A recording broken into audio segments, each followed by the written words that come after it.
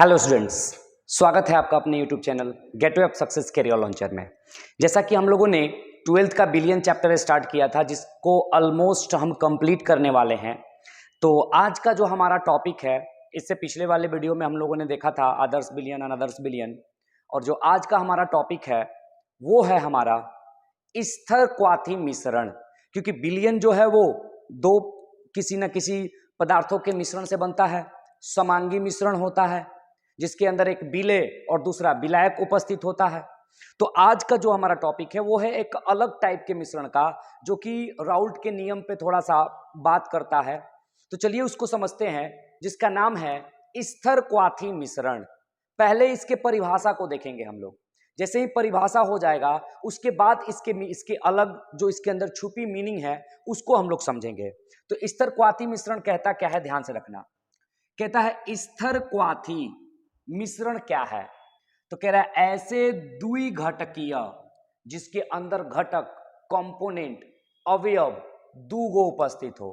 ध्यान दीजिए, अगर आपने बिलियन पढ़ा होगा तो बिलियन भी दो घटक का होता है, दो अवयवी का होता है, समांगी होता है। मिश्रण होता है जिनका द्रव और वाष्प अवस्था में संगठन समान होता है। मतलब द्रव में भी रहेंगे तो उतना ही रहेंगे जितना कि वो वाष्प अवस्था में हो, तो वाष्प के अंदर भी वो उतना ही रहेंगे। ये परिभाषा है। जो एक स्थिर ताप पर उबलते हैं, यहां से हमें समझना है बेटा, यही सबसे बड़ा इंपॉर्टेंट है। जो स्थिर ताप पर क्या करता है, उबलता है, जिनके घटकों को प्रभाजी आसवन द्वारा, अब एक शब्द आया प्रभाजी आसवन, ये एक प्रक्रिया होती है जिसमें हम लोग अलग अलग तरह के द्रव हो या पदार्थ हो जिसके ताप क्वथनांक अलग अलग होते हैं, प्रभाजी आसवन विधि द्वारा अलग करते हैं। अभी हम देखेंगे भी उसको। द्वारा अलग नहीं किया जा सकता, उसे स्थिर क्वाथी मिश्रण कहते हैं। यह था इसकी परिभाषा। परिभाषा को हमने देख लिया, नोट डाउन कर लीजिएगा। बोर्ड में पूछता है वे स्थिर क्वाथी मिश्रण किसे कहते हैं, 2 नंबर में। तो ये उसका परिभाषा है, जिसको आप लिख दीजिएगा, 2 नंबर आपका मिल जाएगा। चलिए ये समझते हैं स्थिर क्वाथी। तो ध्यान से देखिएगा बउआ, इसका नाम है स्थिर क्वाथी मिश्रण। तो स्थिर का मतलब क्या होता है? स्थिर का मतलब क्या होता है? स्थिर का मतलब होता है एक समान, एक समान, यानी जो बदले नहीं, जिसको एक और नाम दे सकते हैं हम निश्चित। एक समान जो बदले नहीं। और क्वाथी क्या है? क्वाथी का फुल फॉर्म है बउआ क्वथनांक। क्वथनांक यानी कि एक समान क्वथनांक हो। और मिश्रण का मतलब इसके अंदर कई गो अवयव होगा, अवयव 1 और अवयव 2, 2 गो अवयव होगा। यानी जब 2 गो अवयव को फेंट दिया जाए, जिसका हो सकता है क्वथनांक अलग अलग हो, लेकिन फेंटने के बाद उसका क्वथनांक एक समान हो जाए, एक स्थिर हो जाए, उसी को हम क्या कहते हैं? स्थिर क्वाथी मिश्रण कहते हैं। स्थिर क्वाथी मिश्रण का मतलब एक समान क्वथनांक वाला जो मिश्रण होगा, उसी को हम कहेंगे स्थिर क्वाथी मिश्रण। जैसे स्थिर ताप पर उबलते हो, जैसे अगर हम वायुमंडलीय नाइट्रोजन और ऑक्सीजन गैस की बात करें तो नाइट्रोजन 78% है और ऑक्सीजन 20.5% है। इन दोनों को लिक्विफाइड कर दिया जाए, द्रवीकरण कर दिया जाए और एक पात्र में ले लिया जाए। चलिए जैसे मैंने ले लिया। अब ध्यान से देखिएगा कि इसके अंदर जो द्रव है वो कोई एक नहीं है। इसके अंदर जो द्रव है वो 2 गो है। एगो है आपका नाइट्रोजन गैस और दूसरा है आपका ऑक्सीजन गैस। ये 2 है। अगर मैं इनकी द्रव अवस्था में क्वथनांक की बात करूं तो बउआ नाइट्रोजन का क्वथनांक होता है 77 डिग्री सेल्सियस या केल्विन, जो भी कह लो, और इसका होता है 90 केल्विन या सेल्सियस, जो भी कह लो। तो अब ध्यान दो कि ये 77 डिग्री तक पहुंचते पहुंचते, क्योंकि इसका क्वथनांक कितना है 77 डिग्री। तो जो इसके अंदर नाइट्रोजन और ऑक्सीजन है, नाइट्रोजन प्लस ऑक्सीजन है, तो 77 डिग्री तक पहुंचते पहुंचते इसके अंदर का नाइट्रोजन क्या होने लगेगा, वाष्पित होने लगेगा और ऑक्सीजन बचा रहेगा, क्योंकि ऑक्सीजन 90 डिग्री पर क्या करेगा, वाष्पित होगा। लेकिन हमने तो इस विलयन का ताप कितना दिया है, 77 ही दिया है, जहां से नाइट्रोजन क्या कर जाएगा, वाष्पित हो जाएगा। लेकिन एक टाइम ऐसा आएगा, एक टाइम ऐसा आएगा कि अगर इसके अंदर 100% नाइट्रोजन है तो इट में भी 80% नाइट्रोजन वाष्पित हो जाए, लेकिन 20% वाष्पित नहीं होगा। वो अब वाष्पित होगा तो उसके साथ साथ ऑक्सीजन भी वाष्पित होगा। यानी उस अवस्था में जहां पर नाइट्रोजन और ऑक्सीजन दोनों वाष्पित होने लगे एक साथ, उसी मिश्रण को कहा जाएगा स्थिर क्वाथी मिश्रण। अभी शुरू शुरू में हमने इसको ताप दिया, ये आसानी से इसके अंदर से नाइट्रोजन गैस वाष्पित होगा, ऑक्सीजन गैस आराम से होगा, क्योंकि उसका वाष्पीकरण क्वथनांक 90 है। 5 मिनट 10 मिनट तक जैसे ही ये चलता गया, जैसे इसमें से 100% में से 80% नाइट्रोजन वाष्प कर गया, 20% बचा हुआ है, तब वो वाष्पित नहीं होगा। अब वो वाष्पित होगा क्योंकि ताप धीरे धीरे 77 से 89 तक पहुंच चुकी होगी। अब वो वाष्पित नहीं होगा, अब वो क्या करेगा कि ऑक्सीजन के साथ वाष्पित होने लगेगा। तो जो 20% इसके अंदर बचा हुआ है वो बन जाएगा आपका स्थिर क्वाथी मिश्रण। जैसे कि जब किण्वन विधि से आप इथेनॉल प्राप्त करते हो, शराब प्राप्त करते हो, तो उसके अंदर एक समय जब शराब की सांद्रता 90% तक पहुंच जाती है या 95% तक पहुंच जाती है, तो इसके बाद आप इसके प्रतिशत को नहीं बढ़ा सकते। मतलब कि अगर आप चाहो तो यहां पर इससे, जिसमें शराब है, एल्कोहल है, आपने इसको गर्म किया, इसका पानी उबालते उबालते उबालते निकालते निकालते, अब जो यहां पर शराब यानी कि एथेनॉल बचा है वो 95% है। मतलब इसके अंदर 5% अभी भी पानी है। अब इस 5% पानी को आप गर्म करके नहीं निकाल सकते। तो क्यों? क्योंकि ये ताप इतना पहुंच चुका है कि शराब जो बचा है वो 95%, अब उसके अंदर जो भी उबालेंगे तो ये शराब भी क्या करने लगेगा, उबलने लगेगा। मतलब पानी तो उबलेगा ही, साथ साथ में शराब भी क्या करने लगेगा, उबलने लगेगा। या शराब पहले उबल रहा होगा तो पानी भी क्या करने लगेगा, उबलने लगेगा। मतलब वो मिश्रण स्थिर क्वाथी हो जाएगा, उन दोनों की मात्रा स्थिर क्वाथी हो जाएगी। यानी एक ही समान ताप पर क्वथनांक पर क्या करने लगेंगे, उबलने लगेंगे। उसी को कहा जाता है स्थिर क्वाथी मिश्रण। मतलब जैसे ही दूगो अलग अलग अवयव, दूगो अलग अलग पदार्थ का जो मिश्रण हो जाए और वो मिश्रण एक ही ताप पर, जबकि दोनों का अलग अलग ताप होता है, अलग अलग ताप वाले द्रव को ही अलग करने की प्रक्रिया को प्रभाजी आसवन कहा जाता है। जो आपने यहां पर अभी देखा प्रभाजी आसवन, क्योंकि जैसे हमने बताया कि नाइट्रोजन और ऑक्सीजन को प्रभाजी आसवन द्वारा ही अलग किया जाएगा। नाइट्रोजन 77 पे, ऑक्सीजन 90 पे, तो 80% हमारा नाइट्रोजन निकल जाएगा बाहर। तो हमने अलग नाइट्रोजन को कैसे किया, प्रभाजी आसवन द्वारा किया। लेकिन जो 20% बच गया है वो अब कभी नहीं होगा, वो आपका बन जाएगा स्थिर क्वाथी मिश्रण। मतलब वो जैसे ही सोचिएगा कि नाइट्रोजन अलग कर लें, नहीं होगा। नाइट्रोजन के कण और ऑक्सीजन के कण दोनों एक साथ वाष्पित होने लगेंगे। तो उसी दौरान, उसी पल जो मिश्रण आपको प्राप्त होगा, उसी मिश्रण को कहा जाएगा स्थिर क्वाथी मिश्रण। बात समझ में आया कि नहीं आया? चलिए यहां से अब समझते हैं कि स्थिर क्वाथी मिश्रण कितने प्रकार के होते हैं। समझिएगा जरा। स्थिर क्वाथी जो मिश्रण होता है वो 2 प्रकार के होता है। एक को कहा जाता है न्यूनतम, एक को कहा जाता है न्यूनतम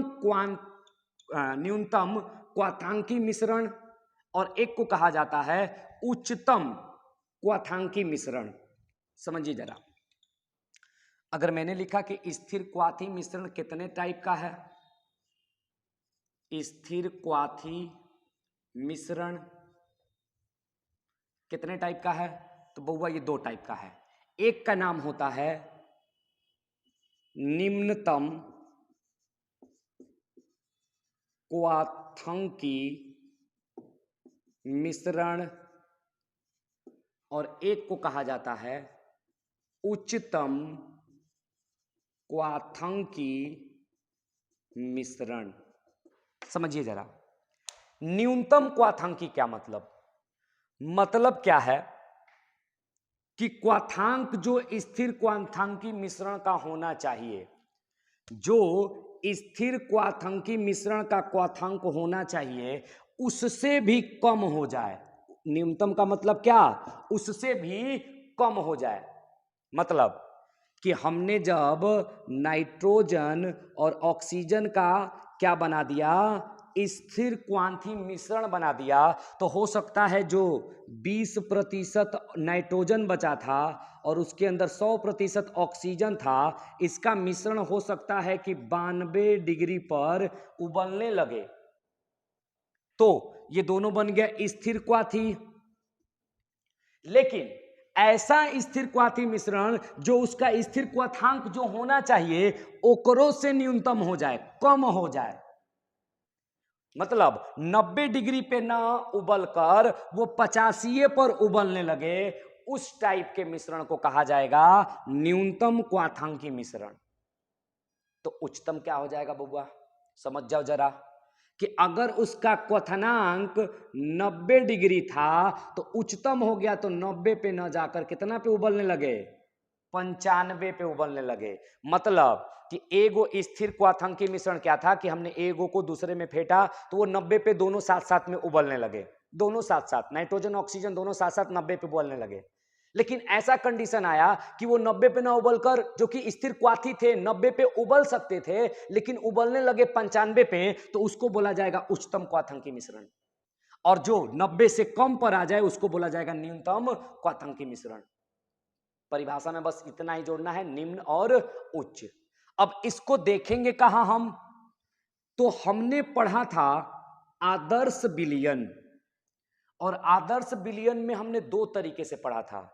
एक पढ़ा था धनात्मक विचलन प्रदर्शित करने वाले, तो वो होंगे न्यूनतम क्वाथंकी मिश्रण जो आदर्श गैस के अनुसार, आदर्श विलयन के अनुसार धनात्मक विचलन प्रदर्शित करते होंगे।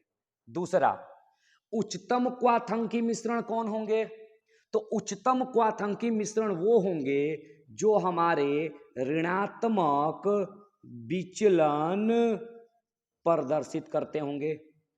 अब बात आता है कि धनात्मक और ऋणात्मक है क्या। तो बउआ आदर्श विलयन जो था वो राउल्ट के नियम का पालन करता था। और राउल्ट का नियम क्या था, तो राउल्ट का नियम ये था कि जो भी उसके अंदर विलय होगा उसके वाष्प दाब उसके अंदर उपस्थित कण के समानुपातिक होंगे, यानी बेसिकली वाष्प दाब का बात था। और जितना हम ताप देंगे वाष्प दाब उतना ही ज्यादा होगा। समझिएगा जरा, अगर न्यूनतम ताप हो जाए, न्यूनतम ताप हो जाए मतलब जिसका वाष्प 90 पर बनना चाहिए था उसका वाष्प 85 पे बनने लगे, तो ज्यादा बनेगा। तो वाष्प ज्यादा बना मतलब धनात्मक, क्योंकि राउल्ट का नियम धनात्मक की बात कर रहा है। तो राउल्ट का नियम तो वाष्प दाब की बात करता है। तो धनात्मक कब होगा, जैसे मान लो कोई हमने विलयन लिया जो 50 डिग्री सी पर उबलता हो लेकिन वो 45 पर और अब वाष्प बनने लगे, तो ज्यादा ना बनेगा जी, तो ज्यादा बनेगा तो उसका क्या हो जाएगा, धनात्मक।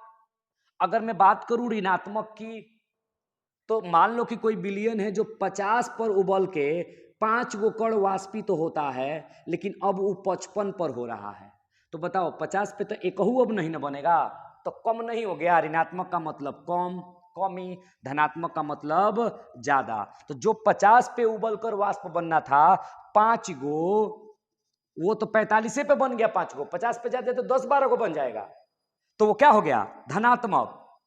और ऋणात्मक क्या है, जो 50 पर 5 गो बनता अब वो 55 पे बन रहा है, मतलब कि 50 पे कहूं नहीं तो कम नहीं हो गया। तो वही तो देखो ना, न्यूनतम क्वाथंकी मतलब जिसका क्वथनांक पहले 50 था वो क्या कर गया 45 हो गया। तो न्यूनतम क्वथनांकी कौन होंगे? जो आदर्श विलयन के अनुसार, राउल्ट के नियम के अनुसार धनात्मक विचलन प्रदर्शित करते होंगे। और उच्चतम क्वथनांकी मिश्रण कौन होंगे? जो ऋणात्मक विचलन प्रदर्शित करते होंगे। अगर आप आदर्श के नियम के अनुसार, आदर्श विलयन के अनुसार पढ़ा होगा तो मैं यहाँ पे एग्जाम्पल लिख देता हूं, मैं उसका एग्जाम्पल लिख देता हूं बुआ, जो बोर्ड में बहुत ज्यादा पूछता है।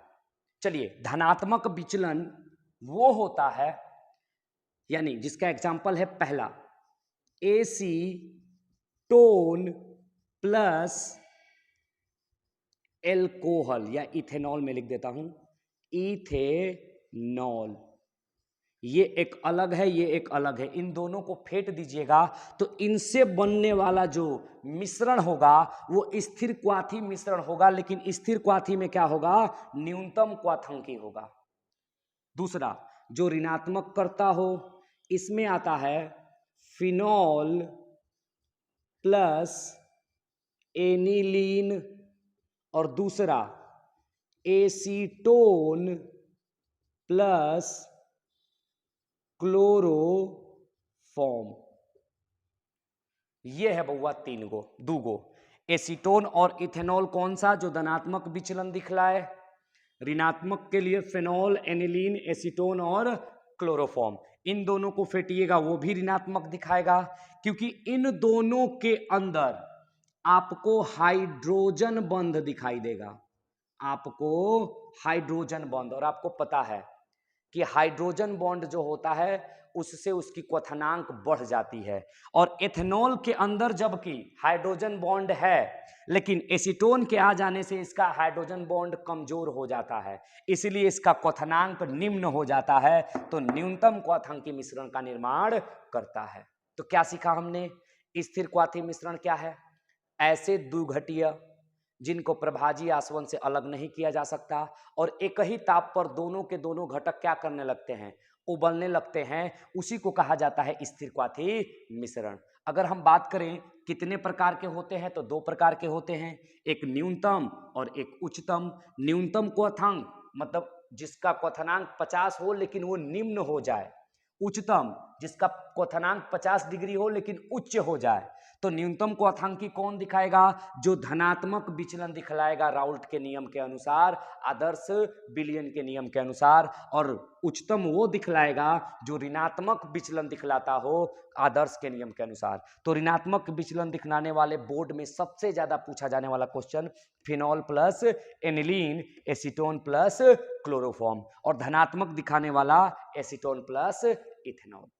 तो चलिए आज इतना ही, मिलेंगे फिर नेक्स्ट वीडियो में, जहां पर हम नेक्स्ट टॉपिक के बारे में चर्चा करते हुए नजर आएंगे। तब तक के लिए थैंक यू सो मच।